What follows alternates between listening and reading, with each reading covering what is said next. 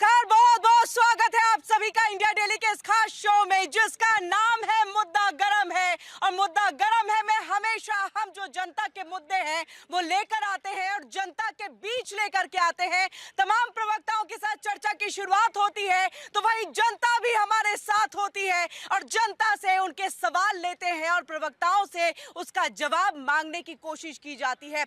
आज का बहुत ही अहम मुद्दा मणिकर्णिका घाट, जहां कहते हैं कि चिता कभी बुझती नहीं, आग हमेशा जलती है 24 घंटे 365 दिन, लेकिन आज के वक्त में यहीं पर हंगामा बरपा है। इसीलिए हमारा आज का यही सवाल है, मणिका घाट पर हंगामा क्यों है बरपा और क्यों विपक्ष इसको लेकर के तमाम सवाल और आस्था पर सवाल उठा रहा है कि सरकार ने वहां मंदिरें तोड़ दी, सरकार ने वहां आस्था के साथ खिलवाड़ किया। लेकिन वही मुख्यमंत्री योगी आदित्यनाथ प्रेस कॉन्फ्रेंस करते हैं, गुस्से में दिखते हैं, नाराजगी और तल्ख भरे लहजे में ये कहते हैं कि अफवाहें फैलाई जा रही है।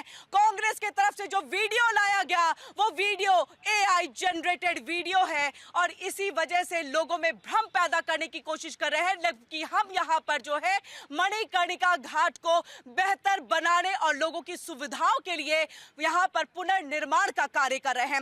यही आज का जो खास मुद्दा है, इस पर चर्चा की हम शुरुआत कर लेते हैं। खास मेहमानों का हम तारुफ करा देते हैं। नवीन दुबे जी है, राजनीतिक विश्लेषक है, हमारे साथ जुड़ चुके हैं, बहुत बहुत स्वागत है सर आपका। हाजी नाजिम जी है, पीस पार्टी के प्रवक्ता है, हमारे साथ जुड़ चुके हैं, बहुत बहुत स्वागत है आपका भी। वहीं संजय सिंह है, बीजेपी के नेता है, वो भी हमारे साथ जुड़ चुके हैं, आपका भी बहुत बहुत स्वागत है। आप सबके पास हम आए उससे पहले जनता के बीच में जाते हैं, तालियों की गड़गड़ाहट के साथ मुद्दा गरम है की शुरुआत हो जाए। बहुत बहुत शुक्रिया हमारे साथ जुड़ने के लिए। मणिकर्णिका घाट, यूपी के रहने वाले आप? हाँ जी। यूपी में कहाँ से? इटावा। इटावा के हैं। मणिकर्णिका घाट काशी गए होंगे? गए थे। वहाँ पुनर्निर्माण का कार्य चल रहा है, क्या नाराजगी है उसको लेकर के? कोई नाराजगी नहीं है, पूर्ण निर्माण हो रहा है। होना चाहिए, होना चाहिए, होना चाहिए, पुनर्निर्माण होना चाहिए, होना चाहिए। तो फिर बार बार कांग्रेस, अभी आइए सामने, आइए नजदीक आइए आप लोग। जनता है, जनता नहीं बोलेगी तो कौन बोलेगा? सवाल तो आप ही लोग को पूछना है। जी मैं अयोध्या से रहने वाला हूँ। अयोध्या के रहने वाले, ये बताइए काशी में जो अभी मणिकर्णिका घाट है वहाँ पुनर्निर्माण का कार्य चल रहा है, तो क्या गलत हो रहा है? क्योंकि बार बार कांग्रेस की तरफ से, अन्य पार्टियों की तरफ से ये कहा जा रहा है आपने आस्था के साथ खिलवाड़ किया, आप वहाँ पर मूर्तियों को तोड़ रहे हैं, मणियों को तोड़ रहे हैं। जी पहले तो उसका ये तो रिस्ट्रिक्शन होनी ही चाहिए कि जो वहाँ पे ऐसे मूर्तियाँ आकर तोड़ी जा रही हैं तो उनका रख रखाव पहले देखभाल, क्योंकि वो बहुत ही पुरानी मूर्तियाँ हैं, तो उसका तो पहले ही इनको सरकार को ये इंगित कर देना चाहिए था कि ये मूर्तियाँ बहुत ही पुरातन है, तो उसको पहले बचा के उसके बाद फिर वहाँ पे कंस्ट्रक्शन का काम करना चाहिए था। जी बहुत बहुत खूब आपने बहुत अच्छा बोला। हम चाहेंगे आप लोग भी थोड़ा नजदीक आए, सामने आए। आइए, जनता आप लोग नहीं बोलेंगे तो कौन बोलेगा? मणिकर्णिका घाट का यहाँ पर पुनरुद्धार का कार्य चल रहा है, क्या लग रहा है, सही हो रहा है या गलत हो रहा है? सही हो रहा है या गलत हो रहा है? मणिकर्णिका घाट जहाँ पर 24 घंटे चिता जलती है, मोक्ष की प्राप्ति होती है, वहां पर पुनरुद्धार का कार्य चल रहा है, सही या गलत? सही है। सही हो रहा है। चलिए, तो जनता चाहती है कि हो पुनरुद्धार का कार्य, निर्माण जो है वहां पर हो, अगर जनता की बेहतरी के लिए कुछ हो रहा है तो। सबसे पहले नवीन दुबे जी आपके पास आते हुए, क्योंकि राजनीतिक विश्लेषक के तौर पर आप इस मुद्दे को कैसे देख रहे हैं? पुनर्निर्माण का कार्य हम देखते हैं, अगर कहीं कुछ खराब हो गया तो आप उसको बेहतर बनाने की कोशिश करते हैं, तो क्या वो गलत है योगी सरकार की तरफ से जो फैसला लिया गया? नहीं किरण जी, 2-3 बातें हैं। योगी जी की सरकार अब 10 साल पूरे हो जाएंगे अगले साल में जी। प्रश्न इस बात का है कि क्या आपने शिक्षा के ऊपर काम किया, क्या आपने स्वास्थ्य के ऊपर काम किया, क्या आपने गरीबी के उन्मूलन के लिए काम किया? नहीं किया। आपने क्या किया? जो पुरातत्व विशेषता की हमारी ऐतिहासिक धरोहरें थी उनको तहस नहस करके, और अब आप अपने मनमाने हिसाब से बनारस में नमो घाट बना रहे हैं। क्या मजाक चल रहा भाई? अरे आपको जो काम करने की जिम्मेदारी सरकार बनाने की जिम्मेदारी जनता ने दी है, वो जनता के उत्थान के लिए दी है, पब्लिक के कल्याण के लिए दी गई है। आप कर क्या रहे हैं? और दूसरी चीज, वही उत्तर प्रदेश है जहां अब मुक्तेश्वरानंद जगत गुरु शंकराचार्य शिव के बाद जो सबसे बड़ा स्थान अगर नंबर 2 पर आता है तो हमारे देश के जगत गुरु शंकराचार्यों का आता है। आप शंकराचार्यों को अपमानित कर रहे हैं और नए नए बाबाओं को पैदा करके एक बाबा वहां पोर से गाड़ी लेके घूम रहा है क्योंकि वो आपका यशमैन है, आपकी बातों को उठाता है। इस तरीके की प्रणाली से आप प्रदेश को चलाएंगे, कभी आप आगे नहीं बढ़ा पाएंगे। पिछले 9 साल में हम तो ये देख रहे हैं कि डेवलपमेंट हुआ कहाँ है, कहाँ डेवलपमेंट? अच्छा, आपको डेवलपमेंट, लेकिन मेरा एक सवाल है, क्या आपने धरोहर कहा इसे, ये हमारी आस्था, ये हमारे धर्म एक धरोहर के तौर पर है। तो क्या इसका पुनरुद्धार नहीं होना चाहिए, क्या इसका पुनर्निर्माण नहीं होना चाहिए? कुछ चीजें टूट रही हैं, बिखर रही हैं, और लोगों, क्योंकि पहले के वक्त में जनसंख्या कम थी, अब के वक्त में जनसंख्या ज्यादा, क्या जगह को नहीं बनाया जाना चाहिए? क्या वो तमाम चीजें नहीं होनी चाहिए जो अभी के वक्त में है? देखिए, किसी भी धार्मिक स्थल का, पौराणिक स्थल का, ऐतिहासिक स्थल का आप पुनर्निर्माण करिए, उसका जीर्णोद्धार कीजिए। ये नहीं होता है कि आपने माता अहिल्या की मूर्ति को उठा के विखंडित कर दिया। जिस तरीके की चीजें सोशल मीडिया में लोग बनारस के निवासी लाइव कर रहे हैं, मैं अभी रिसेंटली बनारस होके आया था, मैंने वहां देखा मणिकर्णिका घाट की जो पौराणिक महत्व है, भगवान विष्णु के अवतार के समय से लेके भगवान शिव ने वहां साधना की है, और बावजूद इसके आप उसको तहस नहस करके नया रूप दे रहे हैं। मुख्यमंत्री तो कह रहे हैं, मुख्यमंत्री तो ये कह रहे हैं कि हमने तो संरक्षित करके रखा है, हम दोबारा से उसको स्थापित करेंगे। नहीं, ये देखिए, ऐसा है कि सब एआई जनरेटेड है। पब्लिक क्या झूठ बोल रही है? इतनी बड़ी तादाद में बनारस के निवासी, बनारस के घाटों पर सुबह जाके जो सुबह बनारस होती है, वहां रहने वाले लोग जब ये कह रहे हैं कि वहां बुलडोजर चलाया और आपने पॉकलैंड मशीन से उन मंदिरों को ध्वंस किया है, अहिल्या माता की मूर्ति को खंडित किया है, ये कैसे कह दिया जाएगा कि एआई जनरेटेड? केवल आप अपनी सरकार की साख बचाने के लिए ये बात कहेंगे तो मैं समझता हूं उचित नहीं। और ये भी तो संभव है कि एआई जनरेटेड हो, क्योंकि हमने देखा है बिहार के चुनाव में नवीन जी किस तरह से प्रधानमंत्री नरेंद्र मोदी और उनकी मां की एक उनका वीडियो बनाया गया, वो भी एआई जनरेटेड था। तो ये भी संभव है कि ऐसा हो सकता है? एकदम संभव है। अभी भाई साहब कह रहे थे कि योगी राज में विकास नहीं हुआ है। यहाँ जितने लोग बैठे हुए हैं, जितने लोग खड़े हैं, असल में जज ये हैं, पंच ये हैं। आप इनसे पूछिए कि क्या योगी राज में गुंडागर्दी खत्म हुआ, तो ये जवाब देंगे हाँ। गुंडागर्दी खत्म हुई है? नहीं। एक बार सुनिए, आप अगर इनसे पूछिए कि क्या मोदी योगी राज में सड़कें अच्छी बनी, तो ये कहेंगे हाँ। अगर आप इनसे पूछेंगे, सारे ये नौकरी करते हैं यहाँ पर, और इसमें से आप पता कर लीजिए कि ये मैक्सिमम लोग प्रवासी आए होंगे जो यहाँ पर नौकरी कर रहे हैं, प्रवासी आए होंगे। ये सब संभव हुआ कहाँ? योगी राज में। अरे 500 साल के बाद हम अयोध्या में मंदिर बनाने में अपने प्रभु श्री राम को घर देने में सक्षम हुए। किसकी वजह से? योगी और मोदी सरकार की वजह से। अब रही बात जो ये चल रहा ड्रामेबाजी की, मूर्ति तोड़ दिया, ये इनके पास मुद्दा विहीन है। जब इंसान पॉकेट से खाली होता है ना, तो दूसरे की पॉकेटमारी करना चाहता है। आज कांग्रेस समाजवादी यही कर रही है। एक चबूतरा अगर कहीं नव निर्माण होगा, और मोदी और योगी जैसे धर्मात्मा पुरुष कहूंगा मैं, योगी खुद एक मंदिर चलाते हैं, और योगी के ऊपर सवाल उठाना अपने आप में प्रभु श्री राम के साथ खेलना है। मैं समझता हूं यहाँ जितने लोग मौजूद हैं, यहाँ जितने लोग मौजूद हैं, मणिकर्णिका घाट, इनके पास कोई विषय नहीं है, इसलिए ये विषय को तलाशने के प्रयास है। सुनिए, बनारस में मढ़ी कहते हैं चबूतरा को, और चबूतरा पे स्नान करके देवी देवता भी बैठा करते थे। उन सब को ठीक करने का, संरक्षित करके पुनर्व्यवस्था करने का काम योगी की सरकार कर रही है। बिल्कुल मुद्दा विहीन। हाजी नाजिम जी, आ रही हूँ आपके पास। मुद्दा विहीन है। नहीं, मैं एक लाइन, आपने सड़कों के विकास का जिक्र किया। परसों हमारे नोएडा के अंदर एक युवा कोहरे के अंदर ना लाइट थी ना सड़क थी, और वो तालाब में चला गया। 2 घंटे वो जीवित रहा, कोई बचाने नहीं आया, उसकी जान चली गई। और आप बड़े बड़ी दलीलें दे रहे हैं सड़कें बनाने की। और सुन लीजिए, आपको विकास की डेफिनेशन का ही पता नहीं है। आप जानते नहीं डेवलपमेंट कैसे किस चिड़िया को है, किस चिड़िया का नाम डेवलपमेंट होता है। आप सड़कें, मैंने बोला ना, इनके पास आज के तारीख में मुद्दा नहीं है। 140 करोड़ के लोगों की आबादी में एक आदमी की कहानी सुनाकर पूरे सरकार को बदनाम करने की साजिश रचते हैं ये 40 में एक आदमी की स्टोरी सुनाकर क्या नहीं, एक आदमी की स्टोरी। इस नोएडा, जिसको आप शो विंडो कहते हैं, उत्तर प्रदेश की, वहाँ युवा जाता है सड़क के किनारे, और गाड़ी उसकी पानी में घुस जाती है। कोई साइनेज नहीं है, कोई मार्किंग नहीं है। उस माता पिता से पूछिए किस तरीके का पाप भारतीय जनता पार्टी की सरकार कर रही है। अबोध लोग, बसों में आग लग जाती है, 50-50 आदमी जल के मर जाता है। 28,000 एकड़ में फैला हुआ ये नोएडा, उसमें इनको एक छोटा सा स्थान दिख रहा है। दुनिया भर की चौड़ी सड़कें नहीं दिख रही, दुनिया भर का इंडस्ट्री। तालियों की गड़गड़ाहट शुरू हो गई है, तालियों की गड़गड़ाहट शुरू हो गई है। हाजी नाजिम जी, तुर्कमान गेट मुझे याद है किस तरह से पत्थरबाजी हुई, यही मणिकर्णिका घाट में भी है, जो अभी आरोप लग रहे हैं। मैं उसके हिसाब से आपसे सवाल पूछे, आपने कहीं पत्थर चलते देखा? कहीं देखा कि कोई भी दूसरे हिंदू समुदाय का लोग आता है, वो भड़काने की कोशिश करते हैं? यहाँ पर भी विपक्षी दल है, समाजवादी पार्टी है, कांग्रेस है, यही लोगों को भड़का रहे हैं। ऐसा क्यों है? हाँ किरण जी, देखिए, सबसे पहले तो मैं एक बात कहना चाहता हूँ। किरण जी देखिए, इन्होंने कहा कि राम जी को इन्होंने घर दिया। भाई राम जी की कृपा तो सभी के पास है। सुन लीजिए, राम जी की कृपा सभी के ऊपर है, राम जी की कृपा। लेकिन ये क्या कह रहे हैं कि राम जी को इन्होंने घर दिया। मेरे राम जी को इस तरीके की बात कर रहे हैं भाई, सुन लीजिए ना भाई, मेरी आपत्ति थी इन्होंने राम जी के नाम का इस तरीके से इस्तेमाल करा। और रही बात यहाँ पर आपके टॉपिक की, मैं आपके टॉपिक पे आ जाता हूँ। भी देखिए, जिस तरीके से वहां मणिकर्ण का घाट है, तो वहां आपको एक चीज बताता हूँ। देखिए, चौथी और 5वीं शताब्दी की बात है, पर उनका जिक्र है। लेकिन 1872 के बाद देवी अहिल्या होलकर जी ने वहां पर एक स्थान बनाया। लेकिन क्या है, इन्होंने क्या कहा कि वो सब AI से। मैं कहता हूं कि AI से है तो आप प्रमाण दीजिए कि वहां जो मंदिर तोड़े गए उनका AI से बनाया गया, तो प्रमाण दीजिए। लेकिन अगर आप ये कहते हैं कि नहीं कि जी ये जो हम बना रहे हैं विकास के लिए बना रहे हैं, तो भाई वहां जो मूर्तियां हैं देवी जी की, उनको आप बिल्कुल सुरक्षित करके रखिए, सुरक्षित करके रखिए। और ये तो कहा ना मुख्यमंत्री ने कि हमने संरक्षित कर रखा, हम दोबारा से स्थापित करेंगे। हाँ ठीक, तो वहां के साधु संतों को अपने विश्वास में लेने की सख्त जरूरत थी। विश्वास में क्यों नहीं लिया गया? विश्वास में लेने की जरूरत थी।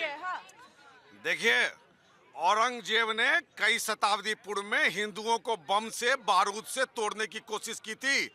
आज औरंगजेब के ये औलाद जो हैं, ये हिंदुओं को अब इस तरीके से बोल बोल के देखिए, अब मोदी योगी का फेविकोल जुड़ चुका है हिंदुओं में। अब कोई माई का लाल नहीं तोड़ सकता। मणिकर्ण का नाम ले ले, चाहे किसी चीज का नाम ले ले, हिंदू अब विभाजित नहीं हो सकता। हिंदू एकता की ताकत को जानता है और जान गया है। कोई भी पार्टी, विपक्षी दल में कांग्रेस हो या समाजवादी, लोगों में भ्रम पैदा करने की कोशिश कर रहे हैं। जी नहीं, ऐसा नहीं है। हाँ, ऐसा नहीं है। नवीन जी सुनिएगा। हाँ, पहला मुद्दा हमारी शिक्षा है। हाँ, शिक्षा है मुद्दा जी। जी, ये तो राजनीतिक खेल है, ये अपना खेलते रहेंगे। ये दोनों आपस में बाद में साथ में बैठ के अपनी एक साथ ही रोटियां सेकेंगे, और दोनों लोग अपना खेल खेल रहे हैं। हाँ। इनको खेलने दो, हमें शिक्षा चाहिए, रोजगार चाहिए, और ये सब तो कहने की बात है। बिल्कुल, शिक्षा और रोजगार की बात हुई है। शिक्षा और रोजगार की बात हुई है जो नवीन जी ने किया, जो नवीन जी ने कहा। क्या बोलते हैं आप? मणिकर्णिका घाट पर इस तरह से बातें करके समाजवादी पार्टी और कांग्रेस क्या लोगों को भड़काने की कोशिश कर रही है कि यहाँ पर हिंदुओं की आस्था के साथ खिलवाड़ हो रहा है? नहीं, मुझे ऐसा नहीं लगता। ऐसा नहीं लगता है ना? तो मणिकर्णिका घाट का पुनरुद्धार, जीर्णोद्धार जरूरी था? जरूरी था, पर मुझे लगता है कि पुनरुद्धार केवल धार्मिक स्थलों का नहीं होना चाहिए। फिर हमारे देश में शिक्षा है, स्कूल हैं, कॉलेज हैं, पुनरुद्धार उधर साइड पे भी होना चाहिए ना। खाली धर्म स्थलों का तो पुनरुद्धार हम डेवलपमेंट नहीं मान सकते ना। ठीक है, तो खाली संजय जी ये सब जवाब आपसे इसका हम लेंगे। आप क्या मानते हैं? देखिए जी, ऐसा कुछ हुआ नहीं है। देखो, रोजगार के बारे में बात नहीं होती। हाँ। और खाली मुद्दा उठा लेते हैं। हाँ। हिंदू मुस्लिम ये सब करते हैं, ऐसा नहीं होना चाहिए। ऐसा नहीं होना चाहिए। ऐसा नहीं होना चाहिए। देखो, कोई चीज करने के लिए वो करना पड़ता है, सब कुछ। अयोध्या में ऐसा ये कुछ नहीं हुआ जी। मकान तोड़े गए, किसी को कुछ नहीं मिला ऐसा अयोध्या में। कुछ मिला, कुछ उनको तो मिलना चाहिए ना, जिसका मकान वहाँ से 40 साल 45 साल रह रहा, उनको कुछ तो उसका जनता ने सबक सिखाया, जनता ने बता दिया, जनता ने वहाँ पर बीजेपी को जिताया नहीं। हाँ। मैं ये कहता हूँ जो बीजेपी सरकार में जो हुआ है, वो हम आज तक किसी सरकार ने नहीं कर पाया है। जैसे डेवलपमेंट में तो हो ही रहा है। जितना मेरे को जानकारी है मैं उतना बोलूंगा। अभी मेरी याद सुनिए सर, मेरी बात सुनिए सर, मेरी बात सुनिए। मेरी जमीन पर अभी भी यादवों का कब्जा है। मैं मेरे पास कागज है, सब कुछ है। लेकिन और जो फायदा हमें बीजेपी से हुआ है, हमें वो इससे और कोई सरकार ने आज तक नहीं दे पाया। मैं गरीब घर से हूँ। अगर जो लोग कहें, कुछ भी कहें, मैं इस चीज को कहूंगा, लेकिन कुछ भी कहें, जो सरकार है आज तक कितनी सरकारें रही, किसी सरकार में ऐसा नहीं हुआ जो इस सरकार में हुआ है। हम खुद कह सकते हैं इस बात। बिल्कुल। आ रही हूँ हाजिर नाजिम जी आपके पास। एक तो ये कि गरीबों के लिए योगी सरकार ने बहुत कुछ किया। हाँ, शिक्षा रोजगार महत्वपूर्ण मुद्दा है, इस पर संजय जी जवाब देंगे। नहीं, देखिए, मैं 2-3 चीजें बड़ी बेबाकी के साथ कहूंगा। हाँ। आप जिस तरीके का काम कर रहे हैं, -40 वाले को आप ले जाके PG डॉक्टर स्पेशलाइज कर रहे हैं, क्या चल रहा है? आप कंपटीशन किससे है? देश का कंपटीशन किससे है? विश्व के बड़े देशों से। चाइना हमारे बाद की आजादी वाला देश है, कहां पहुंच गया? वो 700 की स्पीड की ट्रेन चला रहा है, हमारे हम ट्रेनों के एक्सीडेंट नहीं रोक पा रहे। बातें बड़ी बड़ी करते हैं, कैसे आप इस देश को चलाएंगे? और दूसरी चीज, आप सड़कों के विकास की बात कर रहे हैं, ये परंपरा कैसे? ट्रेन की तो हमारे यहाँ पर भी बात चल रही है। अरे बात तो 2022 में डिलीवर होना था, कहाँ हुआ? किसान की आय हर चीज में वक्त लगता है ना, टेक्निकली चीजें थोड़ा सा तो साउंड्स गुड करेंगे, टाइम लगता है। तो भाई 2022 का वादा प्रधानमंत्री का था 2 करोड़ रोजगार प्रतिवर्ष कहाँ? ये लोग इतने खड़े हैं, इनकी क्वालिफिकेशन के हिसाब से इनको रोजगार नहीं है, लोग मजबूरी में यहाँ के नौकरी। ठीक है, क्वालिफिकेशन इसके लिए भी आएंगे आपके पास। हाँ। मैडम अभी इन्होंने कहा, एक बार सुनो, इन्होंने कहा कि चाइना हमारे देश के बाद आजाद हुआ है। एक बार भाई साहब, एक बार, अरे बहुत इंपॉर्टेंट चीज है, चाइना हमारे देश के बाद आजाद हुआ है और आज बहुत आगे निकल गया। बहुत सही कहा इन्होंने। अगर देश आजादी के समय ये पंडित नेहरू जी के चरण नहीं चूम रहे होते, सरदार वल्लभ भाई पटेल को बना दिए होते, तो आज हमारा देश अमेरिका से आगे होता। हमारा देश अमेरिका से आगे होता। इन्होंने पंडित नेहरू को दे दिया, इन्होंने इंदिरा गांधी को दे दिया, इन्होंने राजीव गांधी को दे दिया, अब राहुल को देने की तैयारी कर रहे, अब बढेरा परिवार को देने की तैयारी करेंगे। ये कोक तंत्र को त्याग दे, हमारा देश चाइना से बहुत आगे जाएगा। जहां से प्रधानमंत्री जी आते हैं, उस बनारस की मैं बात करूंगा, उस वाराणसी के अंदर बता दीजिए कौन सा शिक्षण संस्थान प्रधानमंत्री जी ने आज तक बनाया? पंडित नेहरू और पंडित मदन मोहन मालवीय की देन है बनारस की शिक्षा। और दूसरी चीज मैं कहूंगा कि अगर बनारस के अंदर इतना डेवलपमेंट आपने किया, मैंने याद है लंका थाने के अंदर तमाम छोटे बड़े मंदिरों के शिवलिंग टूटे हुए पड़े थे, बावजूद इसके 2024 के चुनाव में फिर क्यों सिमट गए मोदी जी 1.5 लाख की जीत पर? फिर तो ज्यादा बड़ी जीत होनी चाहिए अगर जनता ने उनको ऐसे में समाजवादी पार्टी क्यों नहीं, फिर ऐसे में समाजवादी पार्टी क्यों सिमट गई और ऐसे में फिर कांग्रेस क्यों खत्म हो गई? समाजवादी पार्टी ने तो 2024 में 36 सीटें लाके दिखा दी और 6 कांग्रेस ने लाके दिखा दी। तो ये तो लोकसभा में आपने ला दिया, अब तो विधानसभा की बात देश के मोदी जी की लोकप्रियता देश में है। मोदी जी के 2 लड़के उतरते हैं युवराज और उसके बाद कोई काम नहीं कर पाते हैं, उत्तर प्रदेश में अपनी जगह नहीं बना पाते हैं। कांग्रेस वहां देखिए, बिहार ही देख लीजिए, चलिए बिहार देख लीजिए, कितनी सीटों पे कांग्रेस सिमट गई। मैडम राज्यों के मुद्दे और देश के मुद्दे, हम देश के मुद्दे पर बात करने के लिए बैठे हैं। उत्तर प्रदेश में 36 ले आए देश के मुद्दे के ऊपर, जिनके नाम पर पूरी भाजपा चुनाव लड़ती है, मोदी। आपने ये बहुत सही बोला नवीन, आपने ये बहुत सही बोला, देश के मुद्दे अलग और राज्य के मुद्दे अलग। 36 सीटें कहाँ लेके आए? लोकसभा के अंतर्गत यूपी में लेके आए ना, तो देश के मुद्दे पे लाए। विधानसभा में राज्य के मुद्दे पर क्यों वहां पर सिमट करके रह गए? नहीं, क्यों विधानसभा में राज्य के मुद्दे पर क्यों समाजवादी पार्टी और कांग्रेस सिमट करके रहे? नहीं, देखिए ऐसा है, मैं आपको 2 बातें बता देता हूँ। कांग्रेस क्यों सिमटी और सपा क्यों सिमटी, मैं बहुत स्पष्ट है। कांग्रेस का जमीनी आधार उत्तर प्रदेश में आज भी नहीं है, ये कड़वा सच है, संगठनात्मक जीरो है, ये स्वीकार करना पड़ेगा। तो हर जगह जीरो। और समाजवादी पार्टी की मैं बता दूं, समाजवादी पार्टी ने जिस समय राजनीति करी अखिलेश यादव के नेतृत्व में, उन्होंने अपने एजेंडे पर जिस तरीके की चीजों को लेना चाहिए वो नेगेटिव राजनीति करते रहे हमेशा। स्वामी प्रसाद मौर्य जिस तरीके के बयान देता रहा, उनके बयानों का नेगेटिव इफेक्ट मिला। सवर्ण समाज क्यों सपा को वोट देगा? मैं जिम्मेदारी के साथ कह रहा हूँ, क्यों देगा भाई? आप पीडीए की बात कर रहे हो, आप सवर्ण की बात नहीं कर रहे हो, तो क्यों आपके साथ जाएगा सवर्ण समाज? और इस समय उत्तर प्रदेश की बड़ी बात कहूंगा, सवर्ण समाज में खासी नाराजगी है भाजपा से, ब्राह्मण खासकर नाराज है। मायावती जी को बुलाने जा रहे हैं बावजूद इसके, अरे बावजूद इसके आप मैनेज नहीं कर पा रहे भाई साहब, और ये एआई बोल के। देखिए मैडम, एक बात बता दूं, प्रत्यक्ष को प्रमाण की आवश्यकता नहीं है। बिहार में पूरे गलत तरीके से इनको, मतलब विपक्षियों को जो हालत हुई है वो आप देख ही सकते हैं। उत्तर प्रदेश में देख ही रहे हैं, ऐसा राजस्थान, मध्य प्रदेश, महाराष्ट्र, सुन लीजिए, ऐसा कौन सा प्रदेश, क्या इनका कहना है क्या जनता बेवकूफ है जो भाजपा को जिता के ला रही है? नहीं, जनता होशियार है और जानती है कि अगर देश को कोई संगठित कर सकता है, संरक्षित कर सकता है, तो भारतीय जनता पार्टी है। जो देश को आगे ले जा सकता है, भारतीय जनता पार्टी है। चलिए हाजिम जी, मुझे बताइए, क्योंकि हम लगातार हिंदुत्व और इसके राजनीति की बात कर ही रहे हैं, तो ऐसे में समाजवादी पार्टी और कांग्रेस की तरफ से जो बात कही जा रही है, अभी चीजें आ रही है, बहुत कुछ चीजें जांच का विषय है, एफआईआर भी 8 लोगों पे जो है वो दर्ज हो चुका है इस पूरे मामले पर। तो क्या यहाँ पर वो भी, यानी समाजवादी पार्टी और कांग्रेस भी ये सोच रहे हैं कि मणिकर्णिका घाट को ही हम जो है 2027 के चुनाव में भुना सकते हैं? हाँ, देखिए, पहले तो मैं ये कहना चाहता हूँ कि अफवाहों से बचें, तब तक बेहतर हो जाए। हाँ, सुन लीजिए, देखिए, एक छोटी सी चिंगारी पूरे जंगल में आग लगा देती है, जो तुर्कमान गेट के पास। हाँ, और उसी तरीके से अफवाह पूरे मुल्क के अंदर एक नफरत का माहौल पैदा कर देगी। उस अफवाहों से बचने की जरूरत है। और रही बात, अफवाह कौन फैला रहा है? सुन तो लीजिए, अभी देखिए, अफवाह कौन फैला रहा है, नाम भी ले लीजिए। अब मैं नाम भी आपके सामने लूंगा, बिल्कुल भाई, सुन लीजिए। एक इन्होंने कहा कि भारत के अंदर एक औरंगजेब अब पैदा नहीं हो सकता। इन्होंने कहा भी औरंगजेब कश्मीर के अंदर हमारे भारत की तरफ से शहीद हो गया आर्मी के अंदर। ये किस तरीके का तर्क रखते हैं? और दूसरी बात इन्होंने कहा कि 10 साल बाद इनको आजादी मिली है। ये कौन सी आजादी की बात आप लोग करते हैं? ये आप देश को कहां लेके जा रहे? आज युवाओं के मुद्दे की बात होनी चाहिए, रोजगार की बात होनी चाहिए, महिलाओं की सुरक्षा की बात होनी चाहिए।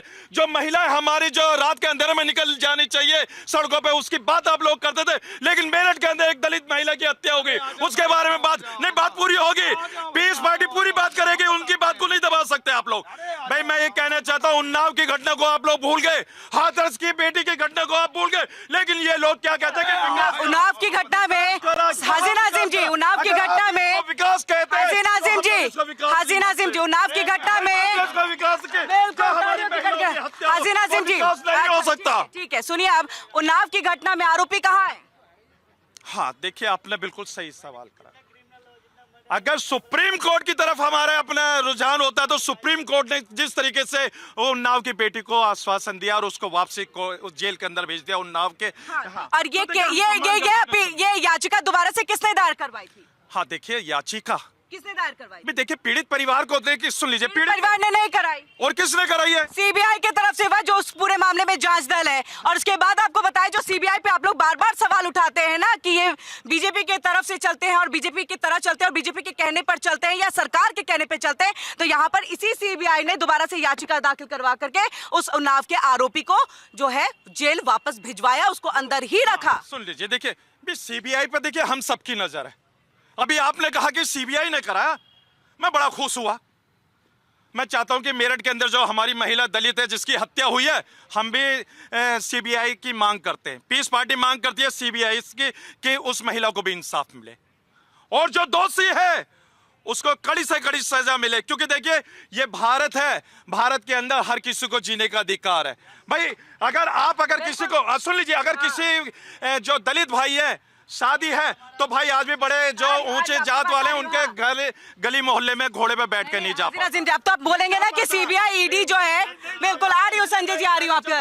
नहीं, अब तो आप बोलेंगे ना कि सीबीआई ईडी जो है किसी के हाथ की कठपुतली नहीं। अब तो मानेंगे ना। एक आपको उदाहरण दे दिया, कहाँ गए आप? हाँ, क्या कह रहे थे, बताइए। मैं ये देख रहा, मैं गरीब मजदूर, नोएडा में मजदूरी करता हूँ जी, बिहार से आता हूँ। अच्छा जी, मैंने ये देखा नोएडा के अंदर जैसे हमारा काम लिया जाता है बहुत ज़्यादा। हाँ। और उस हिसाब से हमारा मजदूरी नहीं है। मजदूरी इतना कम होते जा रहा है, प्रेशर बढ़ते जा रहा है। इसके लिए सरकार क्या कर रही है? ठीक है, और इसके अलावा बताइएगा, जो मणिकर्णिका घाट का जीर्णोद्धार हो रहा है और इस तरह से हम चाहे काशी में जो एक कॉरिडोर बनाया गया लोगों के लिए कि उनको बहुत अच्छे तरीके से वो जाकर के दर्शन कर सकते हैं, इसके लिए बहुत चीजें टूटी हैं, ऐसा नहीं है। अतिक्रमण भी हुआ है तो वो भी टूटा है, किसी का घर भी हो सकता है कि उसको पीछे किया गया होगा, जो अयोध्या में भी किया गया है। अगर आपको रास्ते चौड़े करने तो बहुत चीजें करनी पड़ती है। क्या वो सही है या गलत है? जनता क्या कह रही है, आप क्या कह रहे हैं? मैम, ये देश तो 140 करोड़ की आबादी का सबका है। हाँ। जो भगवान को मानते हैं उनका भी है, जो ना मानते हैं उनका भी है। तो ये देश है ना, एक रास्ते पे नहीं चलेगा, हर किसी को लेके एक साथ में चलना पड़ेगा। ये हम बीजेपी ध्रुवीकरण करती है सर मैम। तो ये बताइए, मणिकर्णिका घाट का अगर जीर्णोद्धार हो रहा है, इसमें ध्रुवीकरण कहाँ है? ये तो बेहतर ही है ना, किसी आस्था स्थल। और कुछ बातें सही है, कुछ इसमें बहुत गलत भी है बीजेपी में। गलत भी है बीजेपी में। हाँ, जैसे उनके में जितने नेता क्राइम करते, घोटाला करते, शामिल हो जाते, फाइल बंद हो जाते हैं उनके। फाइल बंद हो जाती है। यहाँ पर आप कुछ कहना चाहेंगी? मणिकर्णिका के घाट में जो डेवलपमेंट हो रहा है, वो मेरे अकॉर्डिंग तो एकदम सही है। क्योंकि कोई भी जगह अगर आप रीडेवलपमेंट वहाँ पर होता है तो उससे मजदूरों को भी, जो ये इतना मैं सुन रही हूँ कि रोजगार नहीं है, रोजगार भी मिलता है, प्लस टूरिज्म भी बढ़ेगा, सारी चीजें हैं। गुड पॉइंट, तो रोजगार भी मिलेगा, टूरिज्म भी बढ़ेगा। तो ओवरऑल अगर आप देखो तो हमारे नेशन का ही डेवलपमेंट हो रहा है। तो मैं तो इसके सपोर्ट में हूँ। इसके सपोर्ट में है, ये बहुत अच्छी बात, बहुत अच्छी बात। नवीन जी, इसको बताइएगा। वो तो कह रहे हैं कि अगर वहाँ पर रीजनरेट चीजें की जा रही, जीर्णोद्धार किया जा रहा है, तो लोगों को काम ही तो मिल रहा है ना। अयोध्या में भी यही कहा जा रहा था कि अयोध्या में राम मंदिर बना देंगे तो क्या होगा, लेकिन ये सबसे रोजगार ही तो मिला। नहीं, एक काम करिए, फिर सारी इंडस्ट्रीज बंद करा दीजिए, मंदिर बनवा दीजिए पूरे नोएडा में। हर चीज पे काम होना चाहिए ना, हर चीज पे काम होना चाहिए। रोजगार। अच्छा नवीन जी, नवीन जी, नवीन जी, हर चीज पे काम होना चाहिए ना। अच्छा नवीन जी, नवीन जी, अरे हर चीज पे काम होना चाहिए ना। मैडम मेरा एक सवाल अब सुन लीजिए। ओडीओपी आप लेके आए, बड़े ढिंडोरे पीटे, सुपर फ्लॉप हुई है। सुन लीजिए, one district one product super flop हो गया आपका। जितने भी इंडस्ट्रियल प्रोजेक्ट की बात आप करते हैं, बड़े बड़े आपने इन्वेस्टर समिट किए, कितने आए? एक दो आए जो इन्वेस्टी लगाने, वो फ्रॉड निकली। क्या आप बातें करते, केवल आप विज्ञापन दे के और जनता को भ्रमित करके ढिंडोरे पीटते हैं। मैं इस नोएडा की बात कर रहा हूँ। इस नोएडा में डीसीएम दाइबू की बड़ी फैक्ट्री थी, बंद हुई, आज तक आप उसको सॉर्ट आउट नहीं करा पाए। काम करते नवीन जी के सारे मंदिरें हटा देते हैं, मंदिर मस्जिद चर्च सब हटा देते हैं। इंडस्ट्रियलाइजेशन तब बढ़ेगा, इंडस्ट्रियलाइजेशन तब बढ़ेगा इस देश में जब आप इंडस्ट्रियल प्लॉट की नीलामी बंद करके योग्यता के आधार पर युवाओं को, जिन्होंने आईआईटी किया है, इंजीनियरिंग किया है, एमबीए किया है, उनको प्लॉट आवंटित करें किस्तों पे। ठीक है, एक काम करते हैं नवीन जी फिर एक काम करते हैं कि सारे मंदिर चर्च मस्जिद ये सब हटा देते हैं, फिर आस्था खत्म, परंपरा संस्कार सब खत्म। एक मिनट, सब जगह ये हॉस्पिटल और शिक्षा के केंद्र। अरे एक मिनट भाई साहब, भाई इनको भारत सरकार के सलाहकार बना दीजिए। डिबेट में बैठना ठीक नहीं इनके लिए। अब रही बात, जैसे बहन ने बताया, आप यहाँ पर इतने पुरुषों के बीच में एक महिला हो ना, और सबके सामने माइक लेके घूम रही हो, ये दिखाता है कि योगी सरकार, मोदी सरकार में हमारी महिलाएं, हमारी बहनें, हमारी बेटियां आगे बढ़ रही हो, और इससे बड़ा प्रमाण कुछ नहीं है। आप इनके लिए ताली बजाइए, उनके लिए ताली। पहली बात सुनिएगा, एक बार सुनिए, आप एक बार सुनिए। ये हमारे महिलाओं के उत्थान के लिए इससे बड़ा प्रमाण नहीं हो सकता। हम भी न्यूज चैनल में रहे हैं, और हमारे भी जमाने का टाइम था जब महिलाएं कभी इस तरह के क्राउड वाले कार्यक्रम में नहीं जाती थी लीड करने के लिए। हम भी उस जमाने में न्यूज चैनल में हुआ करते थे। अब आइए, अरे भाई साहब आइए। अब इनका दूसरा सवाल है, मंदिर मस्जिद हो चाहे गुरुद्वारा हो, जो हमारी धरोहर है ना, जो हमारी संस्कृति है, संस्कृति का विकास करना भी एक समग्र विकास का हिस्सा है। और मोदी योगी सरकार अगर वो कार्य कर रही है, अगर बनारस एक तीर्थ स्थल है और वहाँ पर इस तरह के भाव, इस तरह की चीज़ों को बढ़ाया जा रहा है, नोएडा औद्योगिक स्थल है, इसका उद्योग को बढ़ाया जा रहा है, तो ये संपूर्ण विकास के लिए एक चेतना है। और ये जो हो रहा है, ये बहुत पहले हो जाना चाहिए था, जो अभी मोदी और योगी सरकार में हो रहा है। देखिए एक बात बताता हूँ, जितने लोग अभी कह रहा था नहीं हिंदू मुस्लिम, आज आपको एक फैक्ट बता रहा हूँ। जितने वहाँ फूल बेचने वाले हैं, जितने वहाँ कोयछा बनाने वाले हैं, सब के सब मुस्लिम हैं वहाँ पे। एक बार सुनिएगा, सुन ले, टिकट छोड़ो। व्यापार के हिस्से में जो मंदिरों से जो उत्थान हुआ है, उसके हिस्से के सब भागीदारी है, हिंदू मुस्लिम सिख ईसाई, किसी के साथ बैर नहीं किया गया है, और सब कमा रहे हैं वहाँ पे। आप जाके बनारस में दिखाइए, सब कमा रहा है। बुनकर, हाँ बुनकर की बात आई है भाई। सुन लीजिए, पूर्वांचल में जाकर देख लीजिए बुनकरों की हालात क्या है। ये बड़ी तारीफ कर रहे थे भाई। बुनकर समाज आज परेशान है, उनका बिजली का बिल इतने आ रहे हैं कि वो अपने जो, अरे सुन लीजिए, मैं कह रहा हूँ बुनकर समाज अपने पालू नहीं चला पा रहे भाई। आप सोचिए बुनकर समाज की हालत क्या है। लेकिन फिर वही मैं बात कहता हूँ, सिर्फ भाजपा यहाँ पर हवाई बातें करेगी। अभी एक मेरी बहन ने बात कही कि वो बिल्कुल समर्थन में, हाँ हम भी आपकी बात के साथ समर्थन में, लेकिन देश संविधान से चलता है, आस्था से नहीं चलता भाई। हम ये कहते हैं कि संविधान को ऊपर रखें, आस्था तुम्हारी भी मेरी भी आस्था, लकुम दीन हुकुम वली दीन। हाजी नाजिम जी नमाज पढ़ते हैं, हाजी नाजिम जी नमाज पढ़ते हैं, तो फिर आस्था क्यों रखते हैं जब संविधान को आप मानते हैं? तो नमाज पढ़ने की जरूरत क्या है, और वो भी आप 5 वक्त का नमाज। हाँ सुन लीजिए भाई, इन्होंने कहा कि मैं नमाज क्यों पढ़ता हूँ भाई। आपके नहीं क्यों पढ़ूं, मैं बिल्कुल पढ़ूंगा, क्योंकि संविधान मुझे इस चीज की परमिशन देता भाई। आर्टिकल 25 को आप पढ़ लीजिए संविधान के अंदर।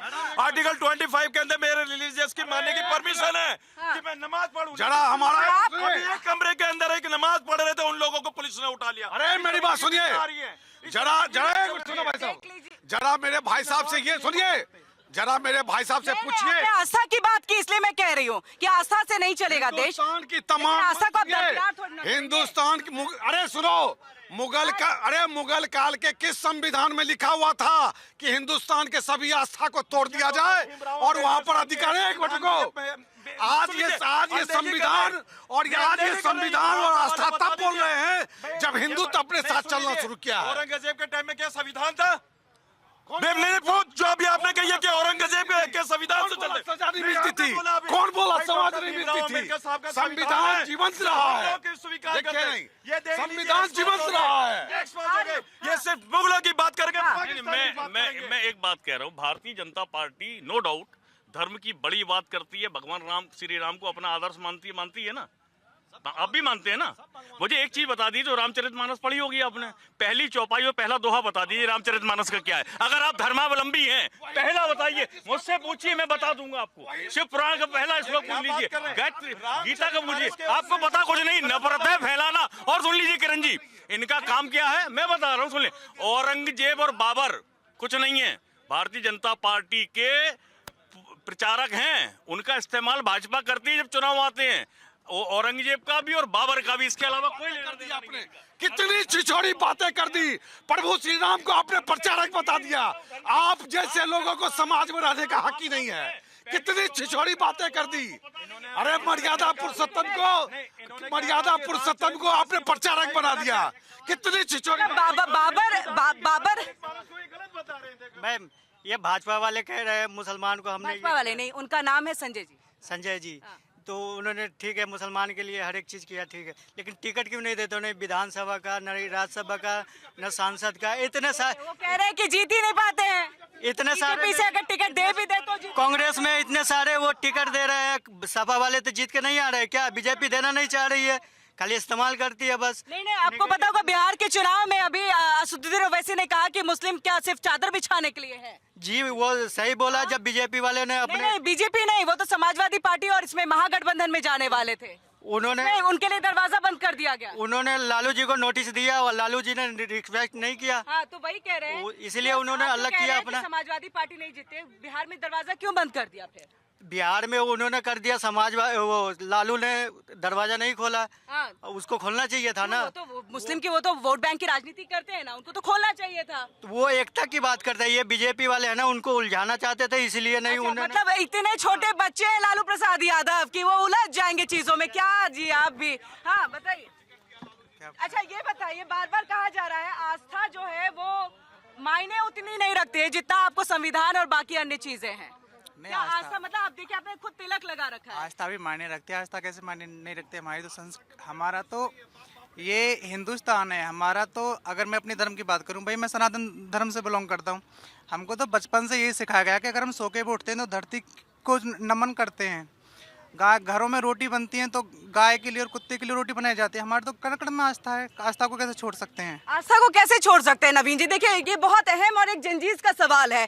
अगर आस्था को छोड़ देंगे तो समझिए हम किस राह पे चल देंगे। निश्चित तौर पर किरण जी, देखिए ऐसा है, आस्था बहुत निजी विषय और बहुत आस्था का मतलब होता है कि आपका सर्व जो भी ईश्वर है, माता है, वैष्णो देवी है, जो भी है, आप अल्लाह को मानते हैं, जीसस को मानते, जिसको भी आप मानते हैं, आपकी अगाध आस्था है और ये आपका बेहद निजी विषय है, नंबर 1। दूसरी चीज आती है डेवलपमेंट को। जब आपकी सरकार चुनी जाती है तो क्या उसको ये काम सौंपा जाता है कि नहीं आप मंदिर बनाएंगे, ये करेंगे, धार्मिक आग लगाएंगे? नहीं, आपका काम क्या होता है? एक मिनट, एक लाइन और कहूंगा। आपका काम क्या होता है? आपको बेहतर स्वास्थ्य, बेहतर, इन युवाओं की बात कर रहा हूँ जो युवा मेरे सामने खड़े। एक मिनट, इन युवाओं में तमाम ऐसे होंगे जिन्होंने अच्छे अंकों से ग्रेजुएशन किया होगा, एमबीए किया होगा, कुछ ने बीटेक किया होगा, बीई किया होगा, बावजूद इसके उनको क्या उनकी एजुकेशन के अकॉर्डिंग नौकरी मिल पा रही है? हम पूछते हैं, मैं यहाँ जितना युवा है इनसे ये पूछना चाहता हूँ कि विकास अभी हुआ है 10 सालों में ज्यादा कि पहले हुआ था? जरा आप ही बताओ। चलिए बताइए क्या हुआ है? पहले हुआ था। पहले आइए, आप पहले बताइए, सामने आइए। पहले हुआ था। पहले हुआ था, आप आइए। आप तो नजदीक आइए सर, आपकी तो तस्वीर भी नहीं आएगी। आइए, आ जाइए। हाँ बताइए। अब हुआ है। अब हुआ है। आप बताइए। अच्छा पूछिए। जैसे कि एक बात बताइए, अभी जो नाम क्या है? मेरा नाम इरशाद रजा है, ठीक है? इरशाद रजा मेरा नाम है। मैं दिल्ली में 2 साल पढ़ाया हूँ, ठीक है? आप एक बात बताइए कि 2 साल पहले, 10 साल पहले क्या वहाँ पे स्कूल नहीं था? दिल्ली में सरकारी स्कूल नहीं था? सारी चीजें थी, हर चीज थी, ऐसी तो बात है नहीं। और सर जी ने अभी बताया कि अभी 10 साल से हमारा देश आजाद हुआ है। मतलब कि सर ने वो नहीं बोला कि आजाद हुआ है। आजादी यही तो बोले थे सर जी, देश आजाद हुआ है। काम हुआ है नहीं, आजादी का नाम बोला था सर जी ने कि देश आजाद हुआ है। मैम, देश हमारा आज से आजाद नहीं है। आज हमारा देश आज से आजाद नहीं है। आप इंडिया गेट पे जा करके देखें। कपड़ों को पहचान की बात कही है मैं खुलेआम कह रहा हूँ, सुनिए एक मिनट, मैं खुलेआम कह रहा हूँ, आप चश्मा उतार दीजिए, आप चश्मा उतार दीजिए, आपको विकास दिखाई देगा। उन्होंने वो मेरा भाई देखिए, मैं नहीं जानता, सुन लीजिए, वो मैं नहीं जानता कि वो किस समुदाय से है, लेकिन मेरा भारतीय है, मेरा भारतीय भाई है, मेरे भारतीय भाइयों के कपड़े से पहचान करी, दाढ़ी से पहचान करी, ये क्या है? अभी एक बात बता दीजिए, यानी कि ये एक्सट्रीमिस्ट कहना चाहते हैं उसको, दाढ़ी टोपी देख के इस तरीके की बात कर रहे हैं। ये देखिए, ये सच्चाई बता रहे, भाई मुझे आपत्ति है। ठीक है, आज फिर वापस जनता के बीच में। हाँ, एक मिनट, आ रही हूँ। हाँ, देखिए, जोर से। दाढ़ी टोपी को तो हम बात नहीं कर रहे, खैर कि ये कौन क्या बोल रहा है, लेकिन जैसे ये कह रहे हैं कि विकास नहीं हुआ। सर, यूपी के हर जिले में मेडिकल कॉलेज बना है, क्या ये विकास की कैटेगरी में? यूपी के हर कॉलेज में मेडिकल कॉलेज बना है। और बताता हूँ, आप कहते हो कि नहीं 2014 से पहले विकास था, बहुत था, कितना था? गांव में गांव की स्थिति देखिए कभी, खड़ंजे थे ईंटों के, खड़ंजे कितने खड़ंजे, कौन से गांव में लेकर चलूं? आज गांव में सीसी रोड है, घर घर में बिजली है, घर घर में पंखे हैं, घर घर में कूलर हैं।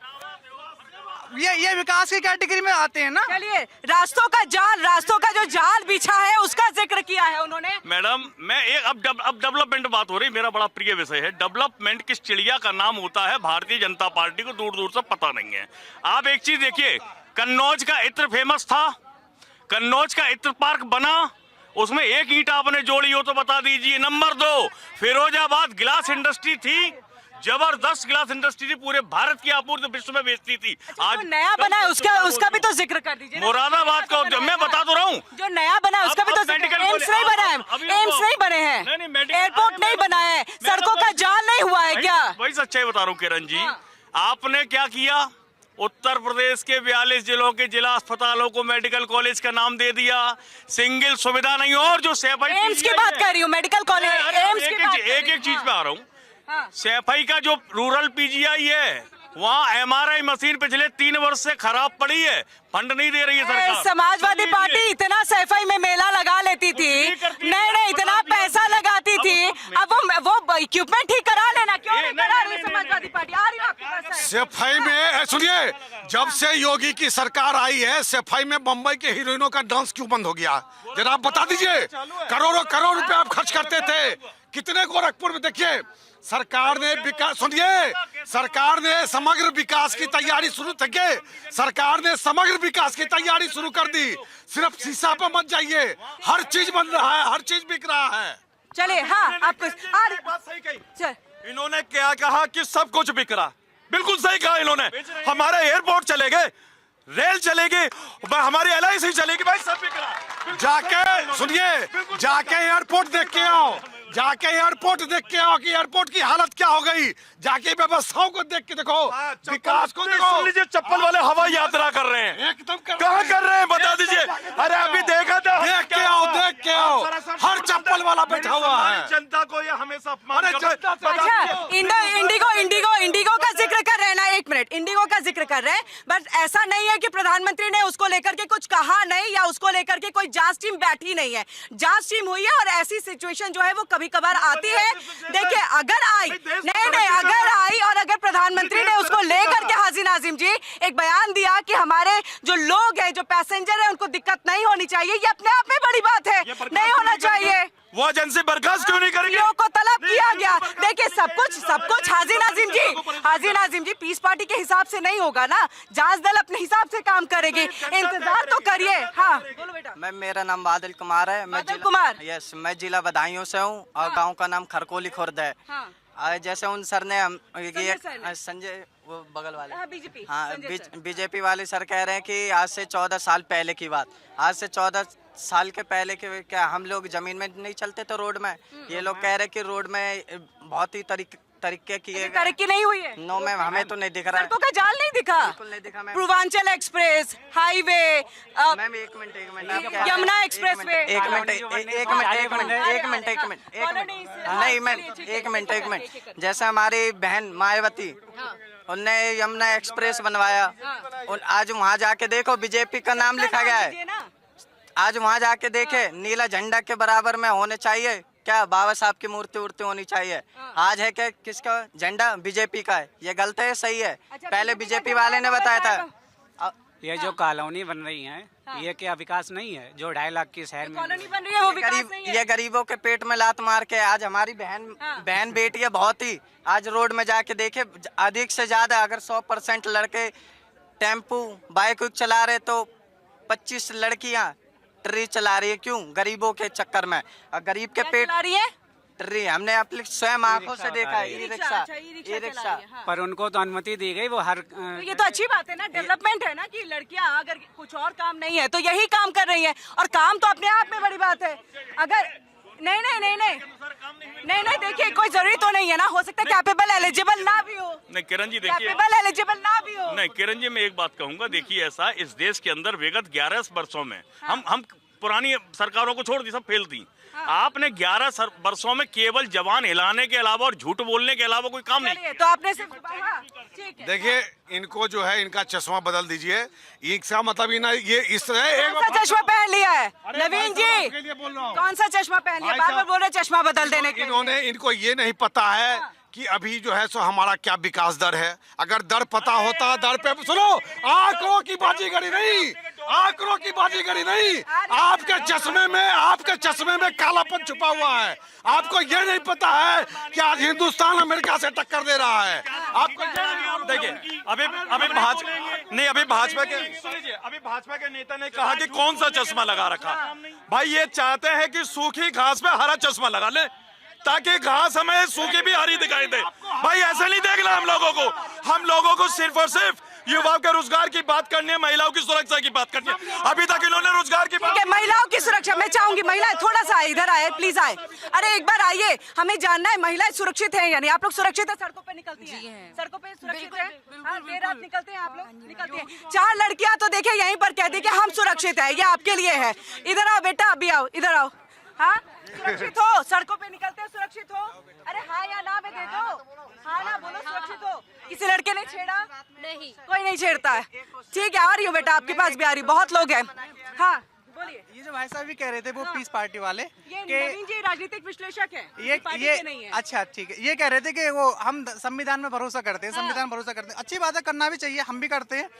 लेकिन नहीं, ये बीच वाले जो हैं, ठीक है। हाँ, अब ये कह रहे थे कि संविधान में, भाई संविधान में जब भेदभाव वाली चीज लिखी हुई है तो फिर हम कैसे भेदभाव ना करें?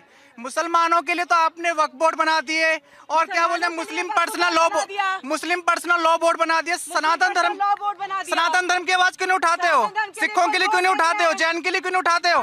बाकी धर्मों के लिए नहीं आ रही हो, एक बार से सबकी बात लेके आ रही हो। सबसे पहली बात तो एक सवाल पूछा जा रहा है कि क्या आस्था जरूरी है।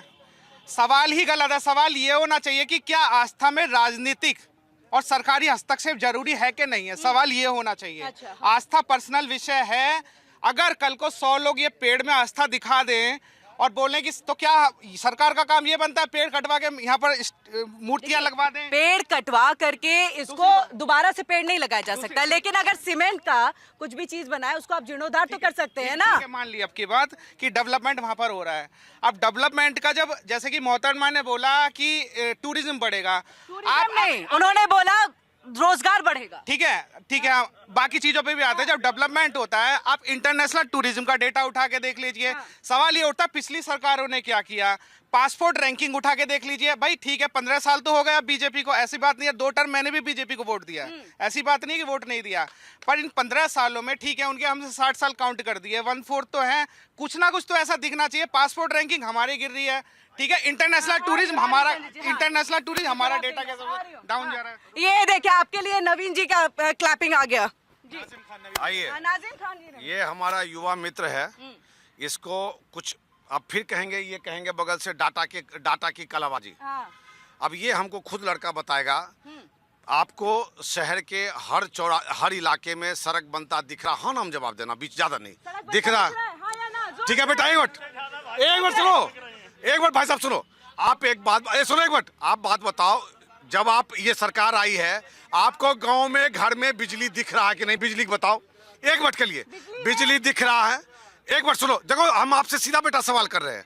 आप तीसरा बताओ, आपको प्रशासन के अंदर सुरक्षा पहले से ज्यादा मजबूत दिख रही है या नहीं दिख रही है? इसका जवाब दे दो।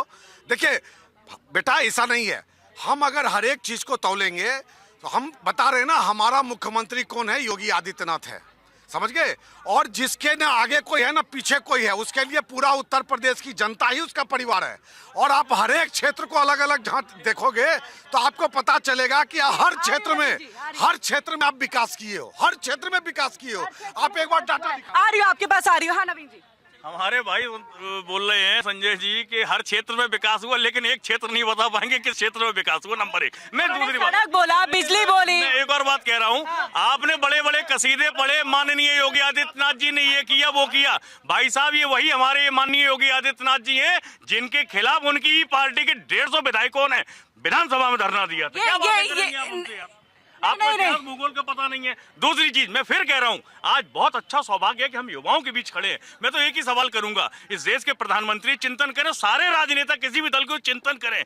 इस देश के युवा को जब तक उसकी योग्यता के अनुसार आप काम नहीं देंगे, रोजगार नहीं देंगे, मैं आपकी सरकारों को सफल नहीं कह सकता। मुझे इस बात की बेहद प्रसन्नता है। पहले लोग ये कहते थे कि युवाओं को काम नहीं मिल रहा है, काम नहीं मिल रहा है। अब हमारे भाई ने एक लाइन ऐड किया है कि योग्यता के अनुसार। और मैं एक चीज और बता रहा हूं, ये मान रहे हैं कि हाथ में काम तो है लेकिन योग्यता के अनुसार नहीं है। ये मोदी की सरकार ही होगी जो आपके हाथ में योग्यता के अनुसार भी काम होगा। मैं आऊंगी नवीन जी। नहीं, आपके लिए उनका सवाल है वक्फ बोर्ड, और उसके बाद आपका जो है एक 2-3 बोर्ड बने हुए हैं, क्यों बने हुए हैं? वैसे तो सनातन के लिए कोई बोर्ड नहीं है, संविधान में ही है ये सारी चीजें। हाँ देखिए भाई, मैं आपकी बात का समर्थन करता हूँ। भाजपा सरकार है, उनसे आप सनातन बोर्ड की अपील कीजिए, आपके साथ हम लोग खड़े, ठीक। और दूसरी बात, तो इसके लिए तो जितने महात्मा बाबा बागेश्वर हैं, उसके बाद देवकी नंदन ठाकुर है, इन सब ने आवाज उठाई है। आप हाँ कर रहे हैं ना? हाँ सुन लीजिए, हाँ कर रहे हैं या नहीं कर रहे हैं उनकी बात? मैंने भाई की बात का समर्थन करा। मैं कहता हूँ कि केंद्र सरकार तो बाबा बागेश्वर, मतलब यही हुआ ना, बाबा बागेश्वर, देवकी नंदन ठाकुर, इन सब का आपने सपोर्ट कर दिया, कर रहे हैं ना? अब सुन तो लीजिए भाई, बात जब उसने संविधान की कही, यार देखिए बात तो मुझे जवाब देना जरूरी है। और दूसरी बात मैं ये कहता हूँ कि देखिए वक्फ बोर्ड के पास जमीन है, लेकिन किसके अधीन आती है वो भाजपा के नेता बता देंगे। और एक बात और मैं बड़ी जिम्मेदारी के साथ कहता हूँ भाई, वक्फ बोर्ड की जमीन पे तो सबकी नजर है, लेकिन आश्रम और मठ के पास कितनी जमीन है उसकी ट्रांसपेरेंसी हो जानी चाहिए। लेकिन ये लोग कहते थे कि भाई जहां पे भी वक्फ बोर्ड अगर अपना ऐसा निशान करते उंगली का, वो जमीन उसकी हो जाती है। तो इस तरीके का तर्क ये दे देते और भ्रम पैदा कर देते। मैं वही बात आज आपसे कहना चाहता हूं कि भाई देखिए, इन्होंने कहा कि जो वक्फ बोर्ड की जमीन है उसका तो सच्चाई नहीं है इसमें। नहीं, सच्चाई है या नहीं है इसमें? गलत बोलते हैं, गलत बोलते हैं। मतलब आपको कोई भी यहाँ पर अपना डॉक्यूमेंट दिखाने की जरूरत नहीं है, अगर वक्फ बोर्ड ने कह दिया ये हमारी जमीन। सुन तो लीजिए, नहीं बात पूरी होनी चाहिए। इन्होंने कहा कि गरीब मुसलमान के लिए वक्फ बोर्ड की जमीन जानी चाहिए। मैं कह रहा हूँ मेरे कितने हॉस्पिटल बने? हाँ, नवीन जी बार-बार जिक्र करें, कितने हॉस्पिटल? देखिए दिल्ली के अंदर चले जाइए, मेरे साथ नेशनल टेलीविजन पे वक्फ बोर्ड का एक फॉर्मर मेंबर बैठा हुआ था, उसने पूरा आंकड़ा दिया कि दिल्ली के अंदर जो स्कूल बने हुए आप दीजिए ना। सारे एक मिनट सुनो, 6.5 लाख एकड़ से ज्यादा जमीन वक्फ बोर्ड के पास है जो कि खाली पड़ी हुई है, जिसको घेर के रखा गया है। ये भी मैं वो डाटा दे रहा हूँ जो आज से 4 साल पहले का है।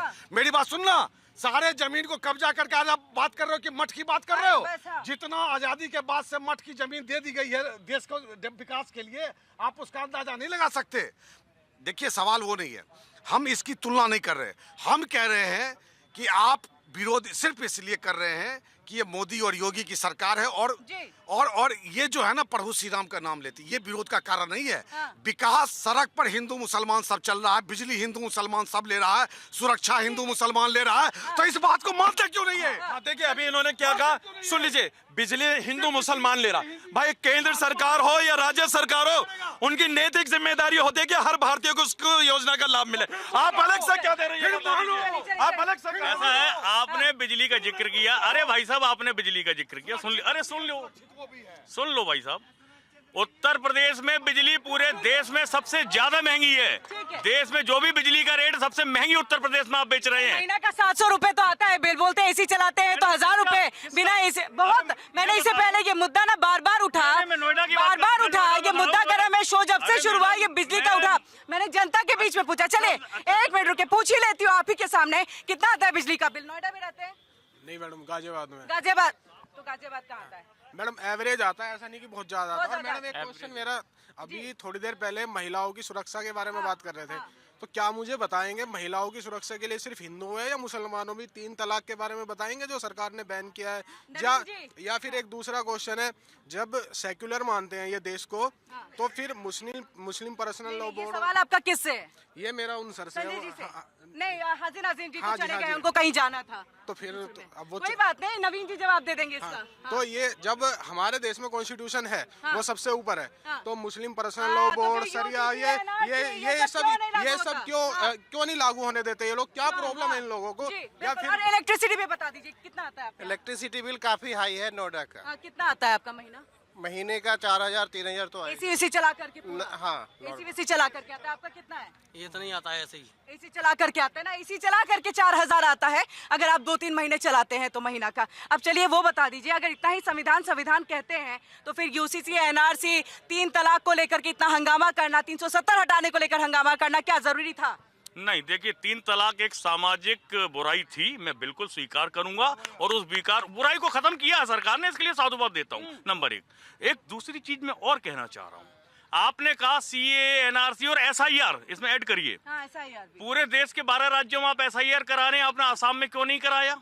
आप वहाँ एनआरसी कर चुके हैं। इसीलिए नहीं किरण जी वहाँ एनआरसी में क्या निकला? 13.5 लाख हिंदू है शरणार्थी, बाकी 6.5 लाख के करीब मुसलमान हैं।